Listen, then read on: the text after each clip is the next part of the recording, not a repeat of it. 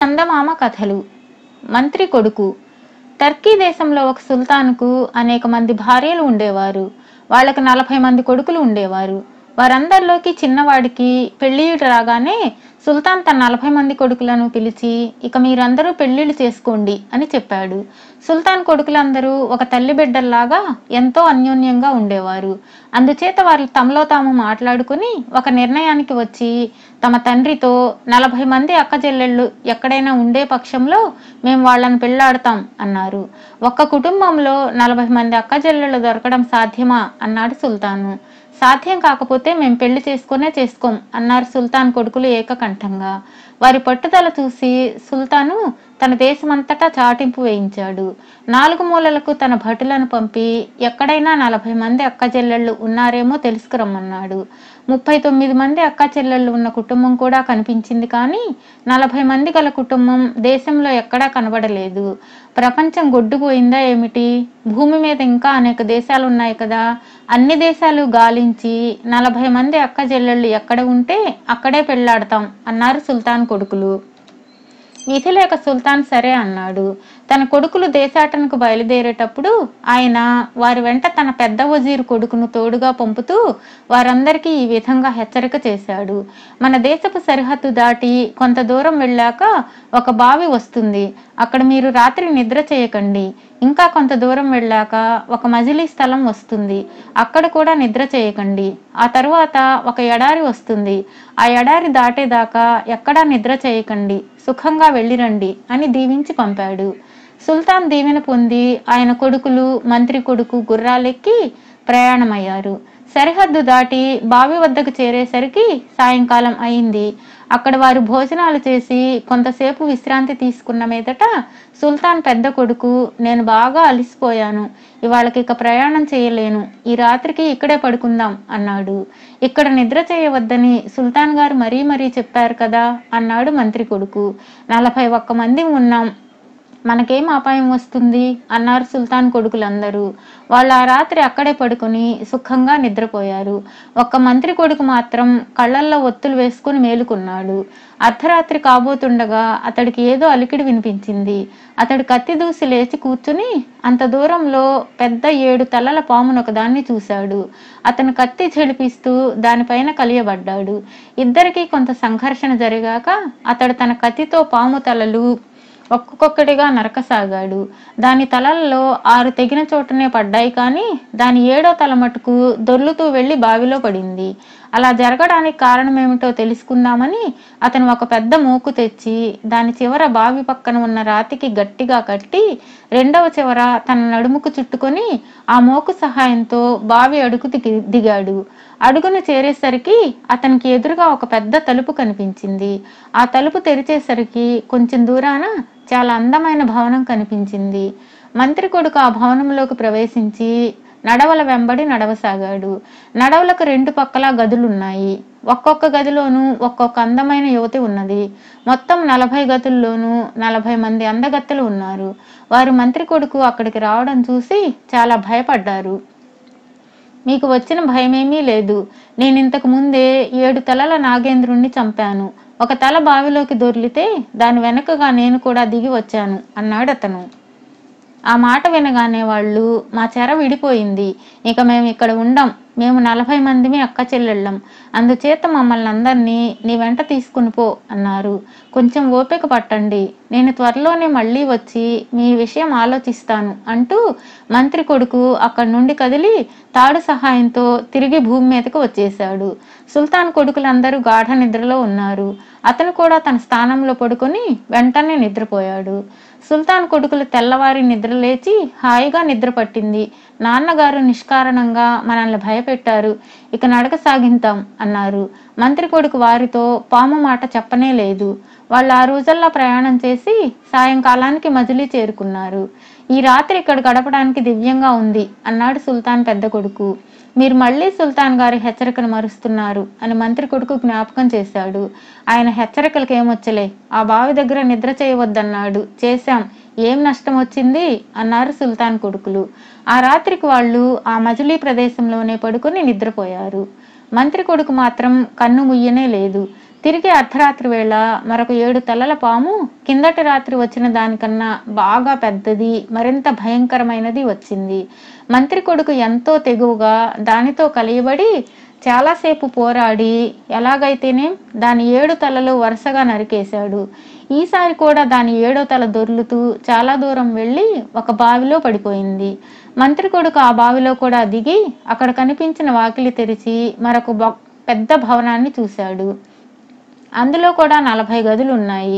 ఒక్కొక్క గదిలోనూ అంతులేని రత్నరాశులున్నాయి.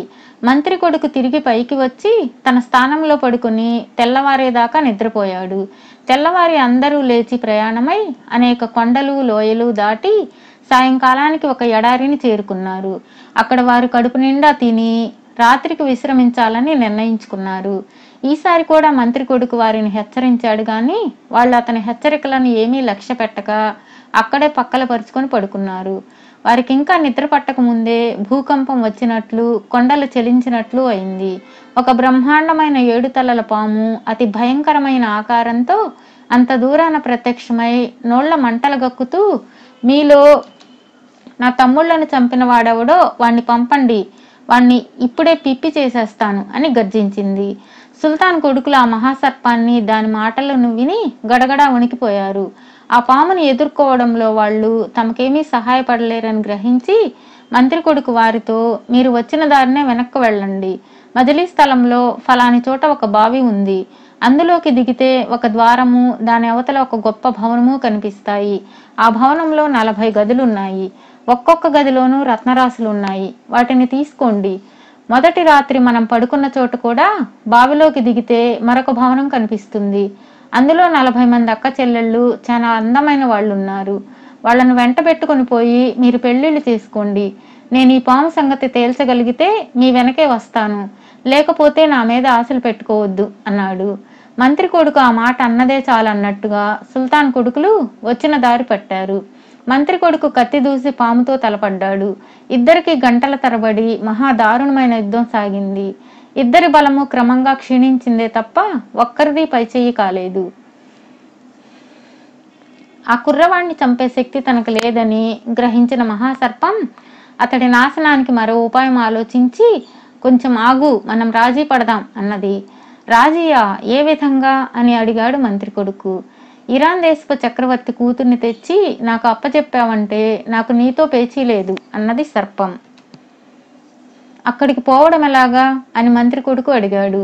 ఈ కళ్ళెం తీసుకో, ఇంకాసేపటికి ఇక్కడికి ఒక తెల్లని గుర్రం వస్తుంది. అది రోజు ఈ ప్రాంతాల్లో మేస్తూ ఉంటుంది. దానికి ఈ కళ్ళెం తగిలించి ఫలానా చోటుకి వెళ్ళమని చెబితే క్షణంలో నిన్ను అక్కడికి చేర్చుతుంది. నీ పనే అయ్యేదాకా ఆ గుర్రాన్ని నీ వెంట ఉంచుకొని చక్రవర్తి కుమార్తెతో తిరిగి ఇక్కడికి రా అని చెప్పి సర్పం అదృశ్యమైంది. తెల్లవారుతుండగా అక్కడికి ఒక గొప్ప గుర్రం ఆకాశం మీదుగా వచ్చి ఆ ప్రాంతాన వాలింది. మంత్రి కొడుకు తన చేతిలో ఉన్న కళ్ళెం దానికి తగిలించి, నన్ను ఇరాన్ దేశపు చక్రవర్తి ఇంటి సమీపంలో చేర్చు అంటూ ఆ గుర్రం మీద ఎక్కాడు. అతను కన్ను మూసి తెరిచే లోపుగా ఇరాన్ చక్రవర్తి రాజభవనం వెలుపల దిగి ఉన్నాడు. నేను తలుచుకున్నప్పుడు మళ్ళీ రా అని గుర్రంతో చెప్పి అతను దాని మీద నుంచి కిందికి దిగాడు. మరుక్షణం గుర్రం మాయమైంది. మంత్రి కొడుకు పేదరాశి పెద్దమ్మ ఇంటికి వెళ్ళి అక్కడ బస ఏర్పాటు చేసుకుని అక్కడ విశేషాలన్నీ తెలుసుకున్నాడు. 7 తలల నాగేంద్రుడు చక్రవర్తి కూతుర్ని కోరాడు. చక్రవర్తి అందుకు ఒప్పుకోక నాగేంద్రుడితో వైరం పెట్టుకున్నాడు. ఈ వైరం ఎలా ముగిసేది తెలియదు. నాగేంద్రుడికి భయపడి చక్రవర్తి తన కూతుర్ని రాజభవనంలో లేకుండా ఒకానొక రహస్య ప్రదేశంలో ఉంచాడు అన్నది పేదరాశి పెద్దమ్మ. ఎక్కడ ఉంచాడో మీకు తెలుసా అని మంత్రి కొడుకు అడిగాడు. ఇది చాలా రహస్యం. రాజోద్యానంలో ఒక చిన్న ఇల్లున్నది. చక్రవర్తి కూతురు అందులో ఉన్నది. తోటకు అహోరాత్రులు బలమైన పహారా ఉంటుంది అన్నది పేదరాశి పెద్దమ్మ. అంత బందోబస్తులో ఉన్న చక్రవర్తి కుమార్తెను దొంగతనంగా ఎత్తుకుపోవడం సాధ్యం కాదు. అందుచేత మంత్రి కుమారుడు మామూలు బట్టలు వేసుకుని ఉద్యానానికి వెళ్ళి తోట పని చేయడానికి వచ్చినట్లు పహారా వాళ్లతో చెప్పాడు. వాళ్ళు అతన్ని ప్రధాన తోటమాలి దగ్గరకు పంపారు. కుర్రవాడు అందంగా ఉన్నాడు, బుద్ధిమంతుడల్లే ఉన్నాడు. తోటమాలి అతన్ని చెట్లకు నీళ్లు పోసే వాళ్ల మీద పెత్తనం చేయడానికి ఏర్పాటు చేశాడు. ఎవరో కొత్త యువకుడు తోటలో అటూ ఇటూ తిరుగుతూ ఉండడం చక్రవర్తి కూతురు కిటికీ గుండా చూసి అతన్ని ప్రేమించింది. ఒకసారి అతను కిటికీకి దగ్గరలో ఉండగా ఆమె పిలిచి, ఎవరు నువ్వు, ఇక్కడికి ఎలా వచ్చావు అని రహస్యంగా అడిగింది. నేను టర్కీ దేశపు వజీర్ కొడుకును. 2 7 తలల పాములను చంపాను. 3వ 7 తలల పాము నన్నెక్కడికి పంపగా వచ్చాను అన్నాడు మంత్రి కొడుకు ఆమెతో.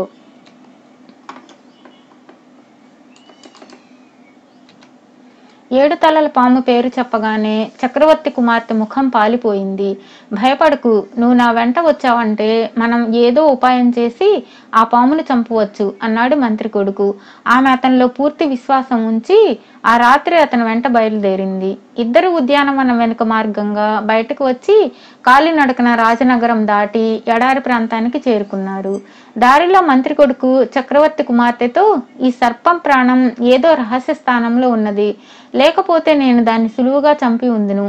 ఆ రహస్యం నువ్వు తెలుసుకోవాలి. అందుకు ఒక ఉపాయం చెయ్యి. అస్తమానం ఏడుస్తూ ఉండు.